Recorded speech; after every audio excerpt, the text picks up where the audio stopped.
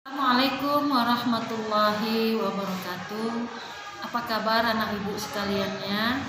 Alhamdulillah sehat ya nak ya. Tetap semangat kita ya sayang ya. Iya. Hari ini kita akan melanjutkan pelajaran agama kita yang minggu semalam sudah ibu berikan kepada kamu. Materi kita yaitu tentang surah Al-Kafirun. Sudah ibu kasih tugas ke anak-anak ibu kan untuk menuliskan dan juga membuat artinya. Dan itu sayang nanti dihafal ya nak ya, surah Al-Kafirun itu ayat 1 sampai ayat 6. Tapi pada kali ini ibu akan membahas tentang isi pokok kandungan surah Al-Kafirun. Jadi surah Al-Kafirun ini mengajarkan kepada kita tentang bagaimana cara bersikap menghadapi perbedaan keyakinan beragama. Hal ini telah ditunjukkan oleh Nabi Muhammad SAW saat menghadapi kaum musyrikin Quraisy. Nabi Muhammad selalu mendakwakan kebenaran ajaran Islam kepada kaum musyrikin Quraisy dengan lemah lembut, yaitu diantaranya beliau mengajak mereka untuk menjemput hidayah Allah, memberi kabar gembira kepada orang-orang yang beriman dengan ajaran Islam, yaitu dengan surga, berdialog dan berdiskusi dengan lemah lembut kepada mereka. Rasulullah menyampaikan kepada kaum Quraisy Mekah yaitu bahwa Nabi Muhammad dan pengikutnya tidak menyembah Tuhan yang mereka sembah. Tidak menyembah Tuhan yang mereka sembah. Jadi Nabi Muhammad menyembah Allah Subhanahu wa Ta'ala. Tugas Nabi Muhammad di muka bumi ini adalah sebagai pemberi kabar gembira dan peringatan. Dengan adanya perbedaan ini, setiap orang harus bersikap tasamu, artinya toleransi terhadap orang lain. Toleransi di sini menjaga hubungan baik antar sesama demi terciptanya persahabatan, persaudaraan, dan persatuan masyarakat. Toleransi di sini dimaksud bukan berarti saling menyembah Tuhan yang satu dengan Tuhan yang lain. Itu terdapat di dalam surah Al-Kafirun ayat 4. Nah, wala ana a'budum ma ta'badtum. Katanya, aku tidak pernah menyembah apa yang kamu sembah. Wala ana a'budum ma ta'badtum. Aku tidak pernah menyembah apa yang kamu sembah. Wala antum abiduna ma a'bud, dan kamu pula tidak menyembah apa yang aku sembah. Lalu di ayat terakhir dikatakan lakum dinukum waliyadin, bagimu agamamu dan bagiku agama. Kenapa Rasul mengatakan begini? Kenapa Allah menurunkan surah Al-Kafirun ini? Karena kaum musyrikin Quraisy mengajak Rasulullah untuk bermusyawarah dengan menjalankan toleransi. Mereka mengatakan kepada Muhammad, wahai Muhammad, bagaimana kalau kita berdiskusi tentang agama kita? Lalu mereka menawarkan kepada Rasulullah karena mereka tidak mau.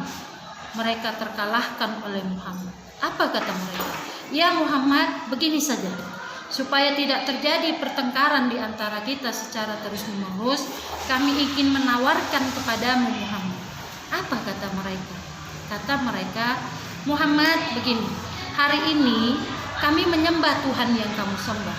Besok kamu ikut menyembah Tuhan yang kami sembah. Lalu Allah menurunkan surah Al-Kafirun yang menegaskan bahwa tidak ada toleransi dalam hal beribadah. Itulah dikatakan, kami tidak akan menyembah apa yang kamu sembah, dan kamu pun tidak akan menyembah apa yang kami sembah.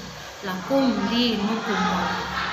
Artinya begini nak, kalau kita bertoleransi kepada umat agama yang lain, bukan berarti kita ikut menyembah apa yang mereka sembah. Jadi masing-masingnya nak ya.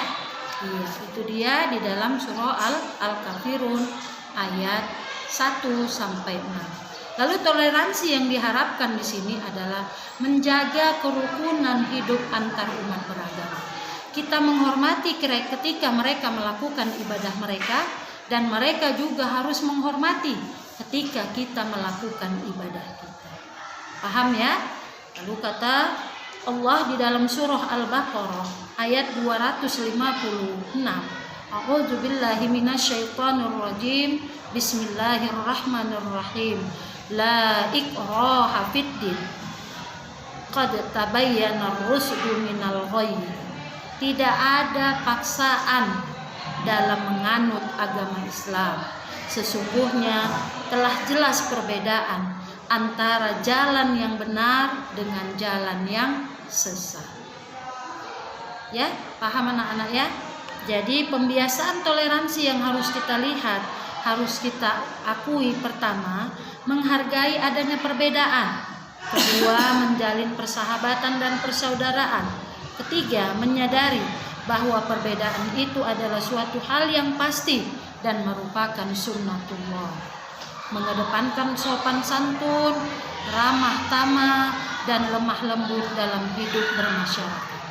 Menjadikan perbedaan itu sebagai sarana untuk berlomba dalam mencapai kebaikan dan bukan untuk perpecahan.